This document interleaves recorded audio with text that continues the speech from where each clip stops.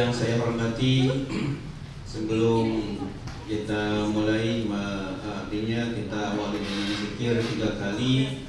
Mudah-mudahan dengan zikir dalam Al-Quran dikatakan ala bizikrillahi tatma'innul qulub. Ingat dengan berzikir kepada Allah, hati kita menjadi tenang, jadi damai dan betul-betul kondusif. Oleh karena itu 3 kali kita berzikir. Subhanallah walhamdulillah wa la ilaha illallah wallahu akbar. Subhanallah walhamdulillah wa la ilaha illallah wallahu akbar. Subhanallah walhamdulillah wa la ilaha illallah wallahu akbar. Alhamdulillah, alhamdulillahilladzi arsala rasulahu bil huda wa dinil haq liyuzhirahu 'ala ad-dini kullih wa kafaa billahi shahida. Rabbi a'udzubika min hamazati syayatin wa a'udzubika rabbi an yahdurun. Subhanaka la 'ilma lana illa ma 'allamtana innaka antal alimul hakim. Rabbi shrah li sadri wa yassir li amri wahlul 'uqdatam min lisani yafqahu qawli. Amma ba'd.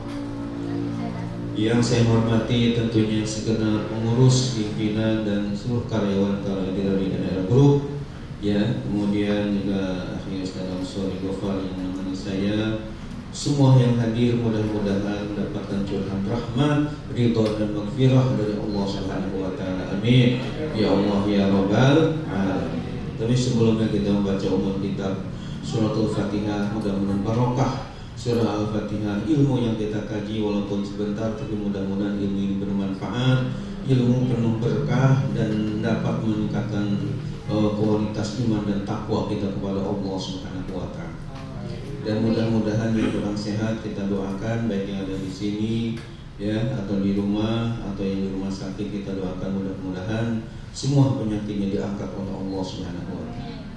Yang meninggal dunia dari keluarga kita, saudara kita, jamaah kita, juga santri-santri dan sebagainya yang meninggalkan alam fana ini, mudah-mudahan mereka min ahlul khair, ahli sa'adah dan akhir jannah. Amin ya Allah ya Rabbal alamin. Yang sedang usaha Allah mudahkan usahanya, yang sedang ada kesulitan Allah angkat segala kesulitannya. Yang masih ada punya utangnya Allah kebayar, ya mudahkan untuk membayar utangnya. Amin. Juga yang lambat jodohnya Allah berikan jodoh yang soleh dan soleh.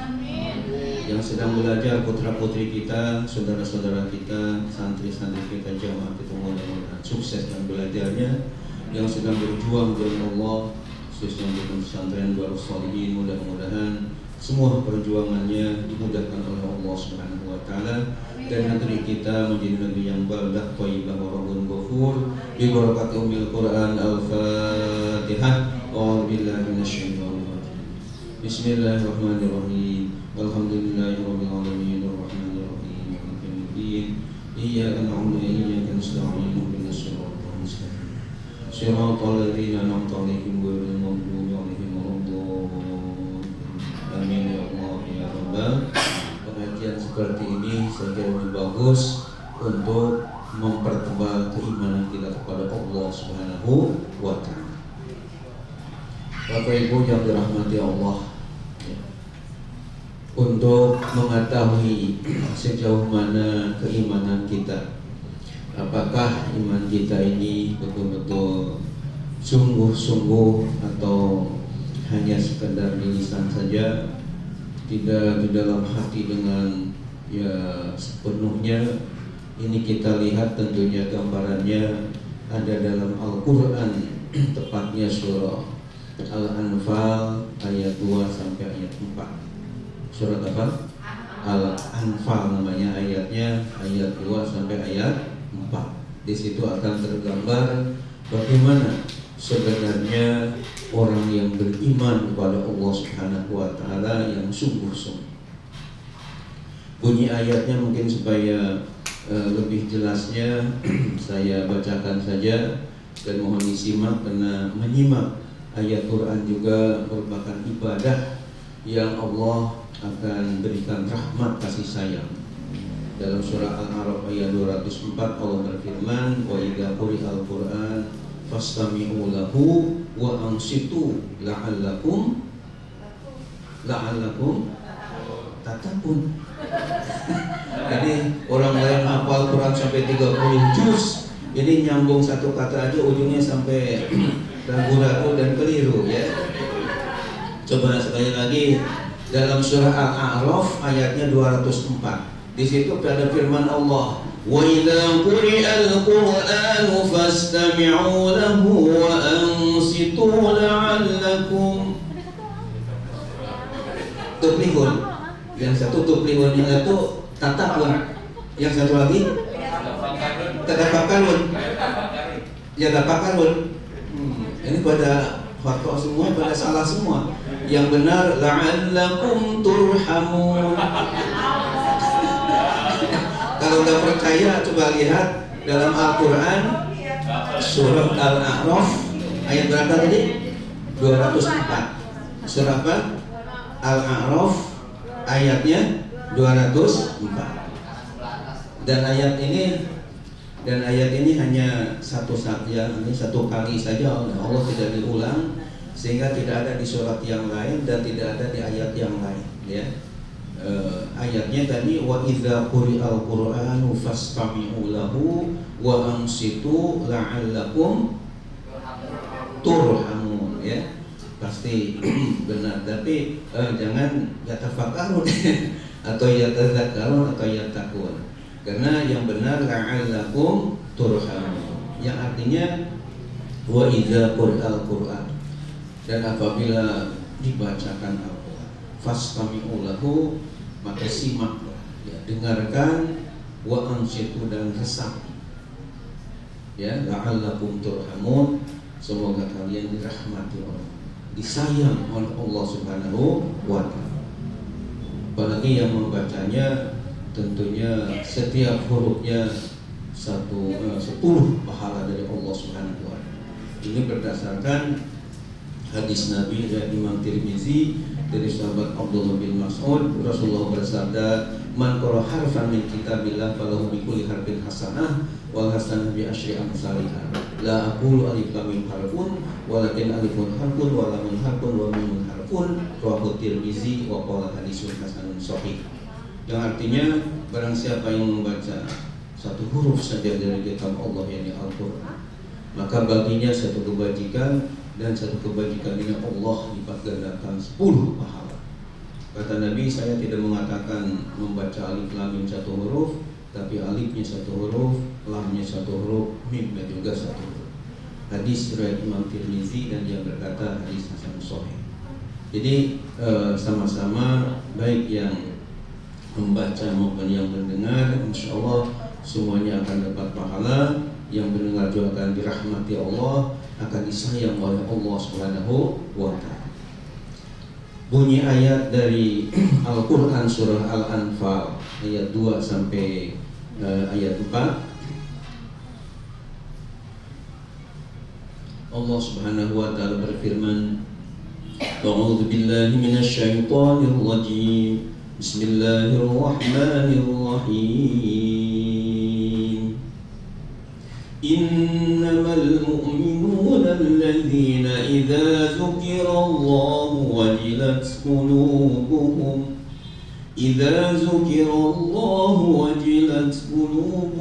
wa idza tuliyat 'alaihim ayatuhu zadatuhum imana وَإِذَا تُلِيَتْ عَلَيْهِمْ آيَاتُهُ زَادَتْهُمْ إِيمَانًا وَعَلَى رَبِّهِمْ يَتَوَكَّلُونَ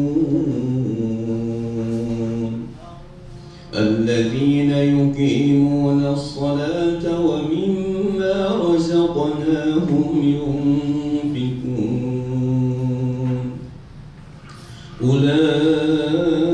أولئك هم المؤمنون حقا lahum darajatun 'inda rabbihim wa maghfiratun wa rizqun karim. Shadaqallahul azim. Itu ayat surah Al-Anfal ayat 2 sampai ayat 4. Bapak Ibu yang terhormat, mari kita terjemahkan supaya kita paham apa yang dibacakan tadi dalam Al-Quran. A'udzubillahi minasyaitonirrajim. Bismillahirrahmanirrahim. Innamal mu'minun, sungguh hanyalah orang-orang yang beriman. Alladzina idza dzukirallah wajilat qulubuhum, yaitu orang-orang yang ketika disebut nama Allah wajilat qulubuhum, maka bergetarlah hati-hati mereka. Wa idza tuliyat 'alaihim ayatuhu zadatuhum iman, dan apabila dibacakan kepada mereka ayat-ayatnya zadatuhum imana, maka bertambahlah kepada mereka keimanannya. Wa 'ala rabbihim yatawakkalun, dan kepada Tuhan mereka bertawakal. Alladzina yuqimuna shalah, yaitu orang-orang yang senantiasa mendirikan sholat. Wa mimma razaqnahum yunfiqun, dan dari apa yang telah kami anugerahkan berupa rezeki kepada mereka, mereka menginfakkannya. Ulaika humul mu'minuna haqqan, mereka itulah orang-orang yang beriman dengan sesungguhnya. Lahum darajatun inda rabbihim, bagi mereka akan mendapatkan derajat yang tinggi di sisi Tuhan mereka. Wa maghfiratun, dan ampunan. Wa rizqun karim, dan rizki yang mulia. Hadirin hadirat yang terhormat, kalau kita simpulkan dari firman-firman dari ayat-ayat tadi yang saya bacakan, bahwa untuk menjadi al-mu'minuna haqqan, orang-orang yang beriman, yang sungguh-sungguh beriman, ternyata paling tidak ada 5 ciri, ada 5 tanda, 5 karakteristik yang harus dimiliki oleh kita. Yang pertama, sesuai dengan urutan firman Allah Ta'ala tadi, adalah iza zukirallah wajilat qulubuhum. Apabila nama Allah disebut-sebut, hatinya terasa bergetar. Ya. Nah, ini pertanyaannya kepada kita semua, apakah ketika nama Allah sebagai pencipta kita, sebagai katakanlah razik kita, pemberi rizki kepada kita, bahkan al-muhyi wal mumit, yang menghidupkan dan mematikan, yakni Allah Subhanahu wa ta'ala, ketika disebut namanya ada getaran ke dalam hati kita. Ya, misalnya ketika katakanlah azan dikumandangkan, khususnya ketika azan subuh, ya, ketika kita masih anak-anak tidur, kedengaran azan subuh dikumandangkan di masjid tetangga kita, misalnya kita dengar Allahu Akbar, Allahu Akbar. Ya, ketika Allah disebut-sebut namanya, Allah yang maha besar, Allah yang maha besar, ada getaran gak? Atau hanya diam-diam aja, tidak ada getaran sama sekali?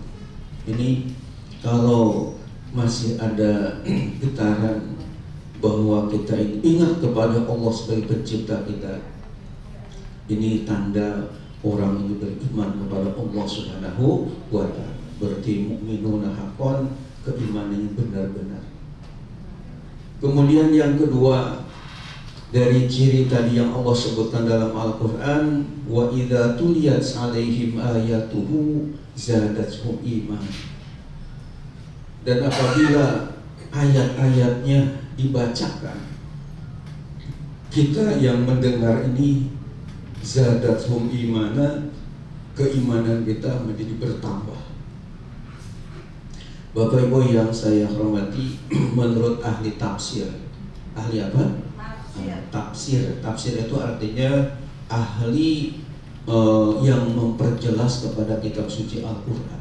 Kan ada yang ahli hadis, ada ahli fikih, ada ahli tauhid, ada ahli tasawuf, ada ahli balaghah, macam-macam ya. Minimal ada 12 bab ilmu agama yang itu menjadi persyaratan jadi kiai ya. Jadi panggilan kiai ini sebenarnya enggak murah, enggak mudah, harus sudah belajar puluhan tahun sehingga mempelajari ilmu yang namanya ilmu nahwu, ilmu sharaf, fikih, usul fikih, hadis, ilmu tauhid, ilmu tafsir, ilmu tajwid, ada lagi ilmu balaghah, ma'ani, badi bayan, ilmu mantik, ilmu faraid, ilmu lughah, ilmu arud, ilmu tarikh itu sejarah Islam.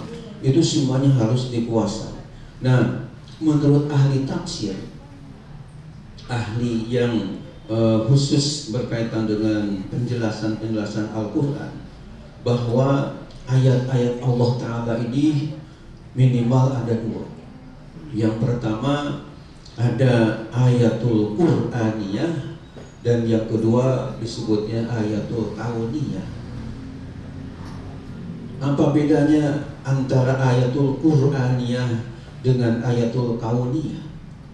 Jadi kalau ayatul Qur'aniyah itu artinya ayat-ayat yang terdapat dalam Al-Quran yang 30 juz yang terdiri dari 114 surah. Nah, ketika ayat Al-Quran ini dibaca oleh seorang qari, kalau laki-laki istilahnya qari itu, kalau perempuan namanya qari'ah ya, yang membaca Al-Quran. Katakanlah misalnya seorang qari membaca surah Tabarak atau surah Al-Mulk ya. Dia baca misalnya A'udzubillahi minasyaitonir rajim, Bismillahirrahmanirrahim, Tabarakalladzii biyadihil mulku wa huwa ala kulli syai'in qadir, Alladzii khalaqal mauta wal hayata liyabluwakum ayyukum ahsanu amala wa huwal azizul ghafur, Alladzii khalaqa sab'a samaawatin tibaqa, ma tara fi khalqir rahmani min tafawut, farji'il basara hal tara min futur, dan seterusnya sampai akhir. Nah, ketika ada yang membaca ayat Al-Quran tadi, tentunya apalagi kalau Bapak Ibu tahu terjemahannya, tahu tafsirnya, maka disitulah keimanan kita akan bertambah sebagai tanda al-mu'minuna haqqan, yang benar-benar beriman. Demikian juga ayatul kauniyah. Kalau ayatul kauniyah ini artinya tanda-tanda kebesaran Allah, tanda-tanda kekuasaan Allah yang berkenaan dengan alam jagat raya ya, jagat raya. Misalnya ketika kita melihat lautan yang tidak bertepi, ini siapa yang menciptakan? Pasti Allah. Karena dalam Al-Quran dikatakan walillahi ma fis samawati wa ma fil ardh, dan kepunyaan Allah. Jadi li-nya di situ lil milki artinya pemilik ya. Di dalam Alfiyah Ibnu Malik yang kurang lebih 1000 bait itu, yang dulu waktu saya pondok sampai hafal semuanya, di situ dikatakan walamu lil milki wa syibhi wa fi ta'diyatin adwan wa ta'lilin kufi. Jadi lillahi di situ artinya kepunyaan Allah, ma fis samawati wa ma fil ardh, semua yang ada di 7 lapis langit dan 7 lapis bumi. Jadi berarti ketika kita melihat lautan yang begitu luas, harusnya kita sadar bahwa ini ciptaan Allah yang luar biasa. Demikian juga ketika kita lihat gunung, ketika melihat langit, ketika melihat bahkan binatang-binatang yang itu semuanya masuk dalam ayatul kauniyah. Makanya di dalam Al-Quran surah Al-Ghasyiyah itu ada firman Allah bahwa kita hendaknya ketika melihat ciptaan-ciptaan Allah Ta'ala itu jangan hanya istilahnya melihat dengan pikiran kosong, tapi harus pikiran ibrah wal iktibar. Ada pelajaran yang harus kita ambil.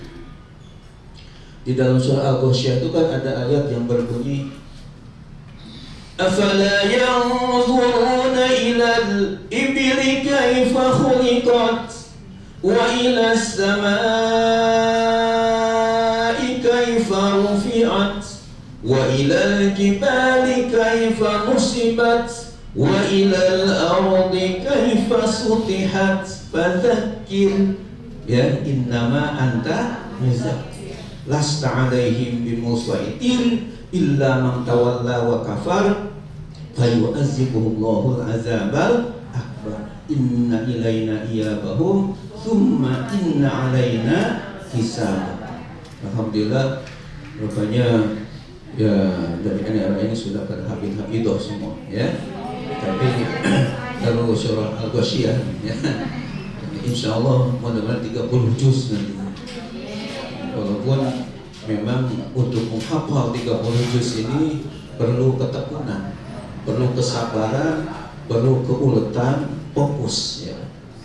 Karena saya sendiri dikasih waktu 5 tahun untuk menghafal Al-Quran 30 juz. Lihat dan mengapa tidak memperhatikan bumi, bagaimana dihamparkan bumi dari mulai masyrik sampai ke maghrib, dari Maroko sampai ke Maroke, dari Chili sampai Cililitan, dari Cina sampai Cinangka, dari Den Haag sampai ke Depok.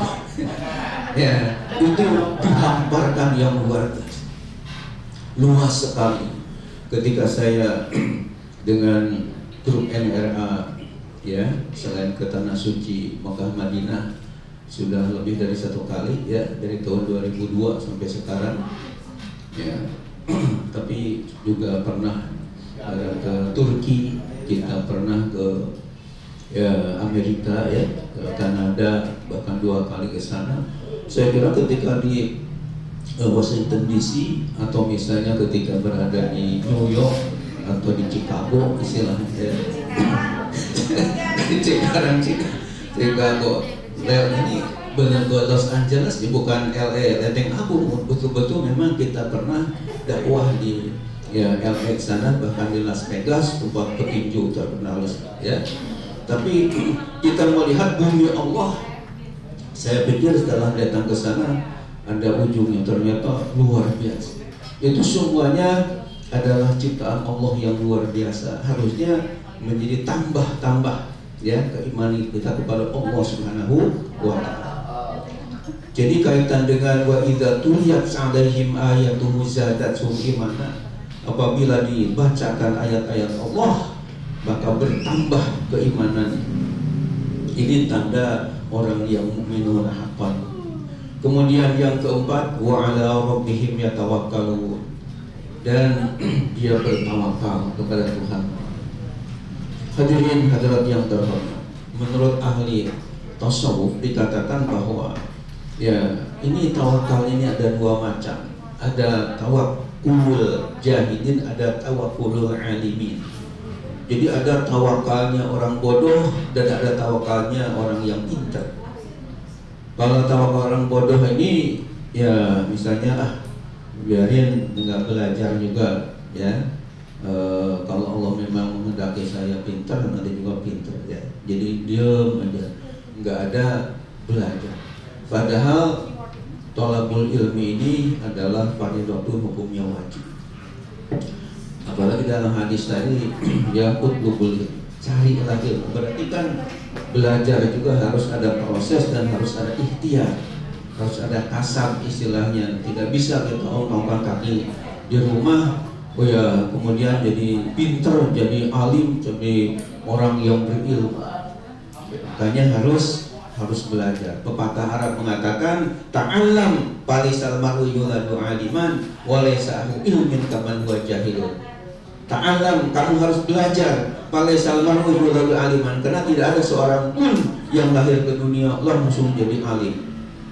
Ya, kalau saya baca biografi imam-imam madhab yang 4, Imam Hanafi, Imam Maliki, Imam Syafi'i, Imam Hambali, itu semuanya adalah punya guru, semuanya belajar dengan sungguh-sungguh. Walaupun mereka otaknya cerdas luar biasa. Imam Syafi'i katanya 7 tahun sudah hafal Quran 30 juz, ya.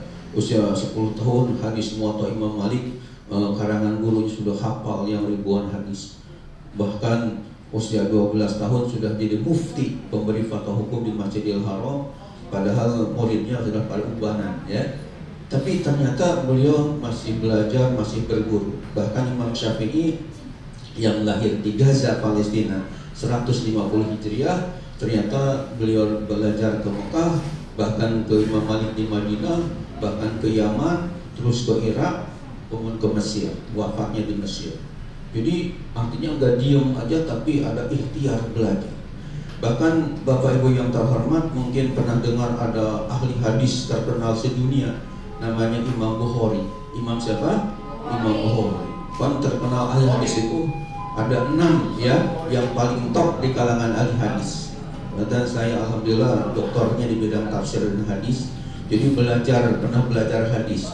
Di dalam kajian hadis itu yang rawi yang paling top itu ada 6. Yang 6 itu adalah yang pertama Imam Bukhari, yang kedua Imam Muslim, yang ketiga Imam Abu Dawud, yang keempat Imam Tirmizi, yang kelima Imam Nasai, dan keenam Imam Ibnu Majah, ya. Itu nama-nama imam ahli hadis. Tapi yang paling top dari yang 6 itu sepakat ulama adalah Imam Bukhari. Imam Bukhari sendiri bukan nama asli ketika lahir berojol dari rahim ibunya namanya Bukhari, seperti orang Indonesia ada Pak Bukhari atau Haji Bukhari. Ya, ada Ustaz Bukhari. Iya, tapi kalau Imam Bukhari sendiri sebenarnya itu nisbah kepada kampung halaman namanya Bukhara.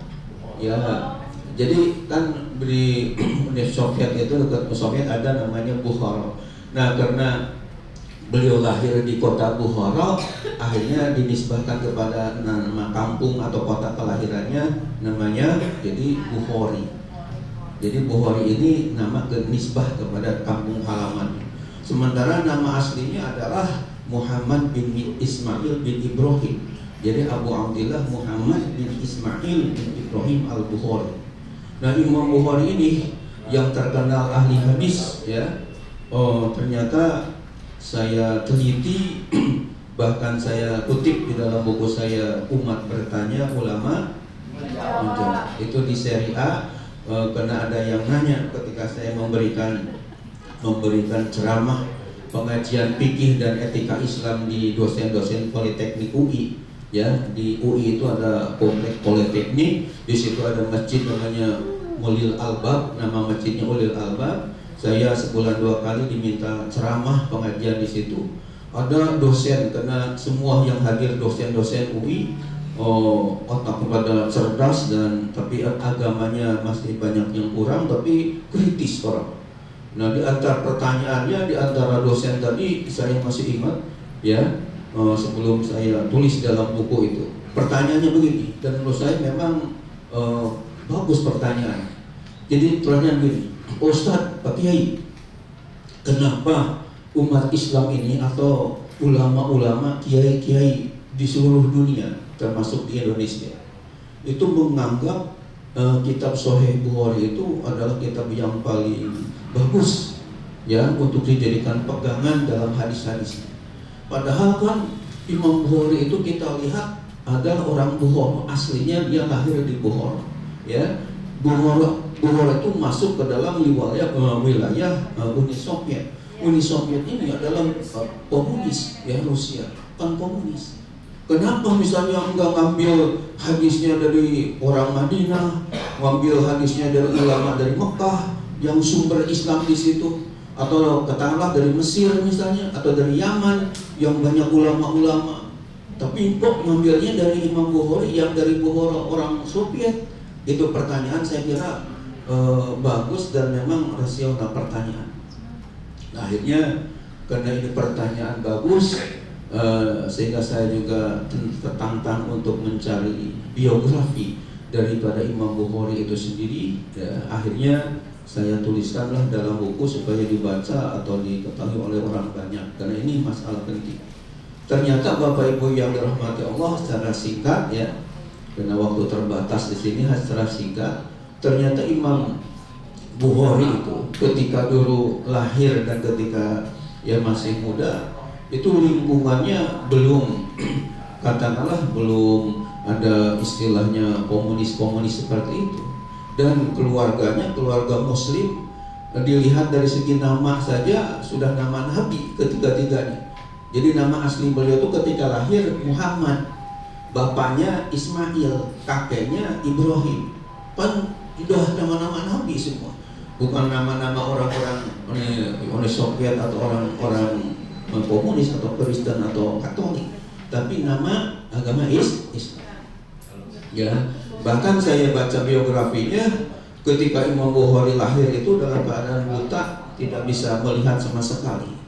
Namun katanya ibunya yang sholihah, yang terhafal Quran, juga puasanya luar biasa, pada Senin Kemisnya tidak tertinggal, dan mujabatul dakwah yang dikabulkan doa oleh Allah Subhanahu wa taala.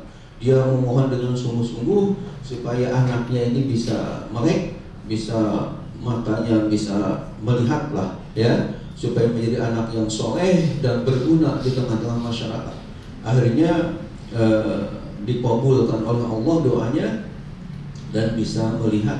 Nah setelah itu waktu masih kecil Imam Bukhari sudah dibawa ke Mekah ya, untuk belajar di ulama-ulama kota Mekah, sampai akhirnya mengarang kitab yang namanya Sahih Bukhari ya, yang oleh Imam Nawawi yang mengarang kitab Riyadhus Shalihin itu dipuji.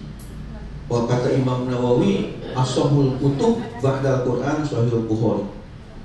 Sahih-sahihnya kitab, sebenar-benarnya isi kitab setelah Al-Quran. Kalau Al-Quran kan sudah tidak ada diragukan lagi kebenaran, bahkan kalau kita ragu jadi kufur. Ini setelah Al-Quran, kitab apa di dunia yang paling benar isinya? Kata Imam Nawawi adalah kitab Sahih Bukhari. Dipuji karena Imam Bukhari ketika mengarangnya itu setelah belajar sekian lama, dan kitab itu dikarang tidak kurang 16 tahun lamanya. Kenapa? Karena begitu hati-hatinya, begitu telitinya, khawatir ada hadis Nabi yang palsu yang masuk ke dalam kitab Sahih Bukhari. Dan beliau mengarangnya itu di dekat Ka'bah di Masjidil Haram. Dan sebelum beliau menuliskan satu hadis, selain diteliti gurunya apakah suka bohong atau tidak. Kalau suka bohong ditinggalkan sama sekali ya. Kalau yang bisa dipercaya baru dicatat. Dan sebelum menuliskan kepada kitabnya, beliau wudhu dulu, kemudian sholat 2 rakaat dulu, mohon petunjuk kepada Allah. Kalau sudah yakin bahwa ini memang dari Nabi Muhammad hadisnya, baru dicatat ya. Itu sampai 16 tahun untuk 4 jilid kitab hadis beliau. Bapak Ibu rahmati Allah ya.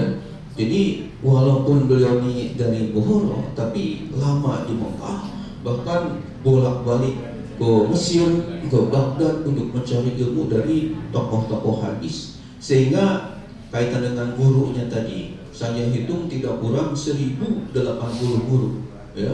Imam Bukhari itu menjadi artinya punya guru sampai 1080 orang. Karena mungkin ada ahli hadis dicari dijadikan guru. Oh, di kampung mana nih ahli hadis, beliau kejar. Kalau memang hadisnya sahih, dicatat, dijadikan gurunya. Sampai jumlah gurunya tidak kurang atau lebih dari 1000 orang.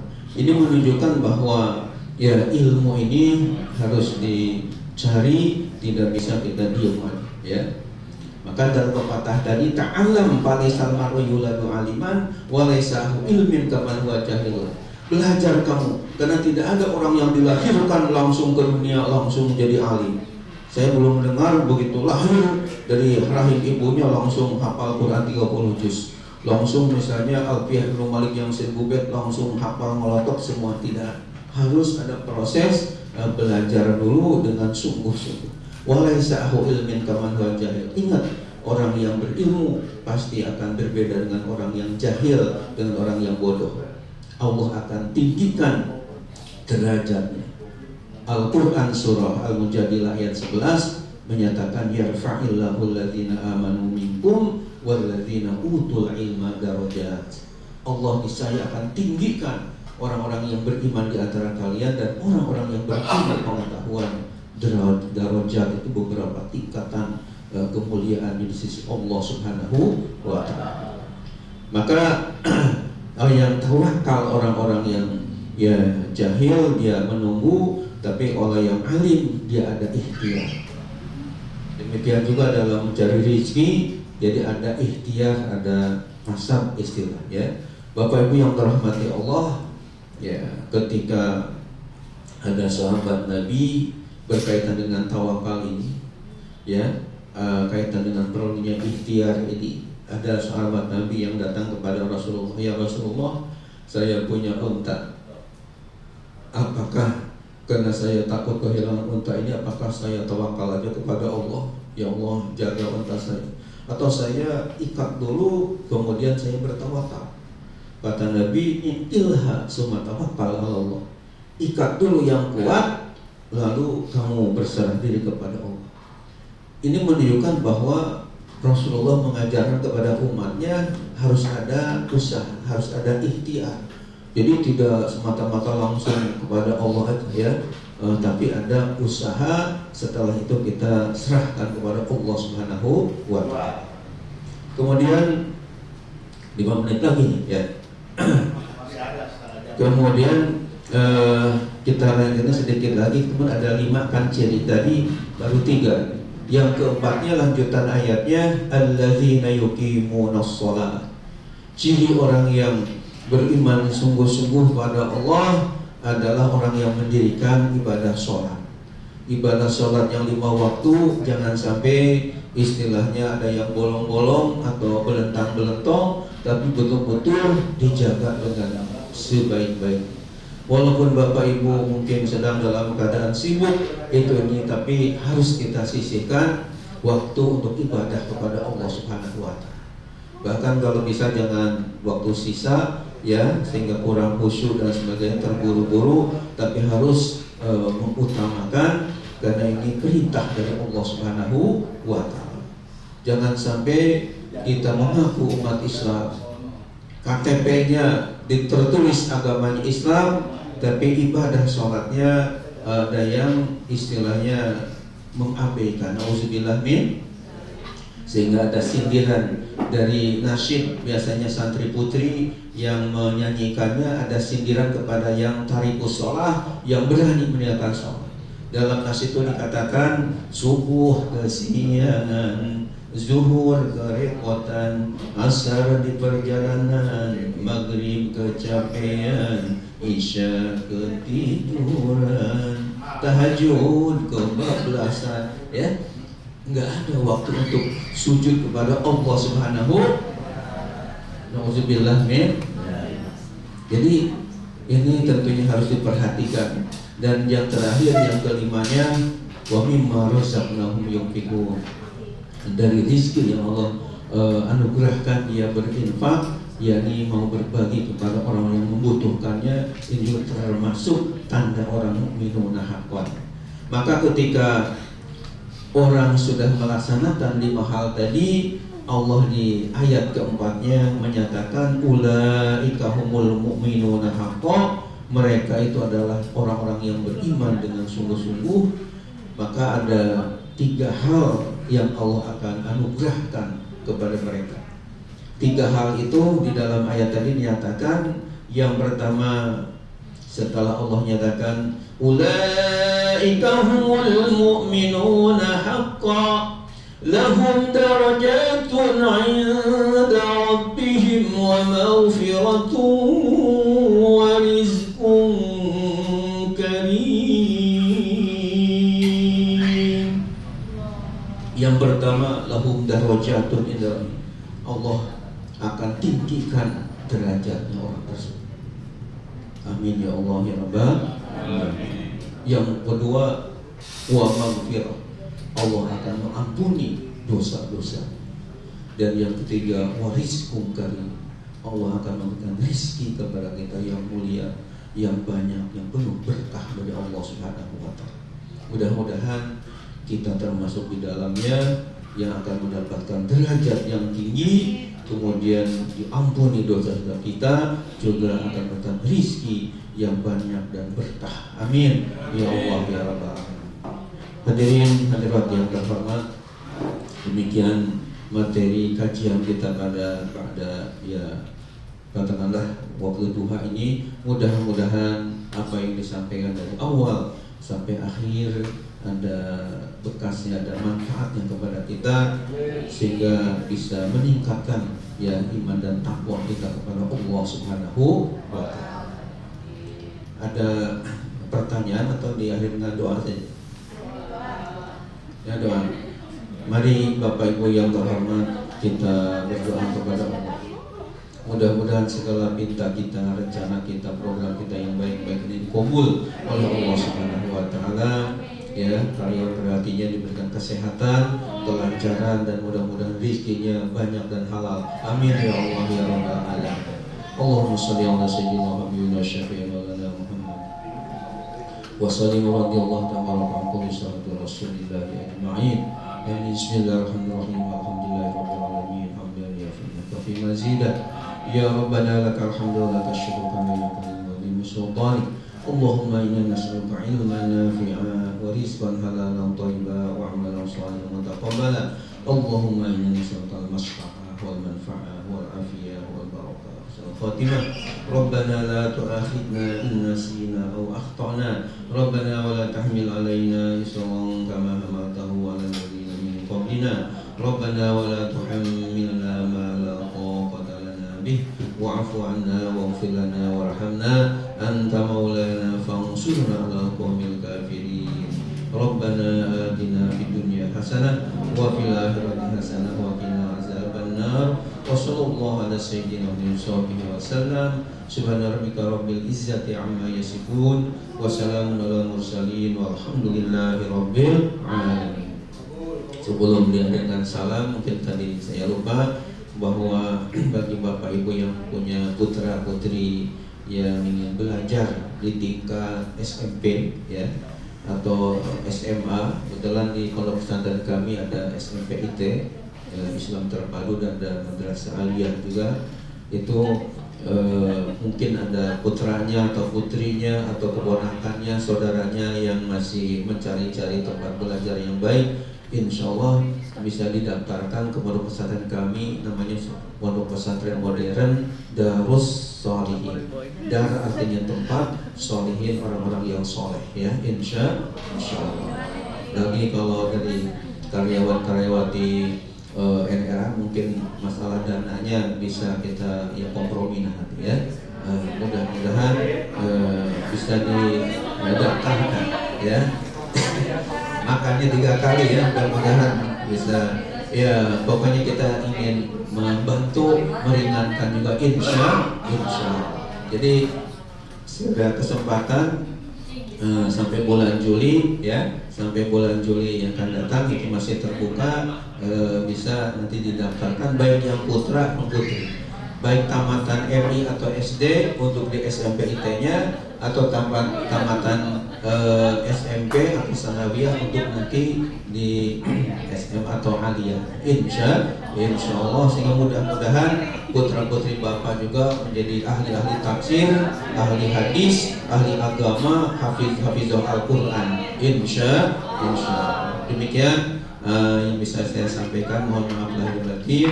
Kita akhirnya dengan doa majelis. Subhanallah wa bihamdika asyhadu an la ilaha illa anta astaghfiruka wa atubu ilaik. Alhamdulillah, alhamdulillahi rabbil alamin.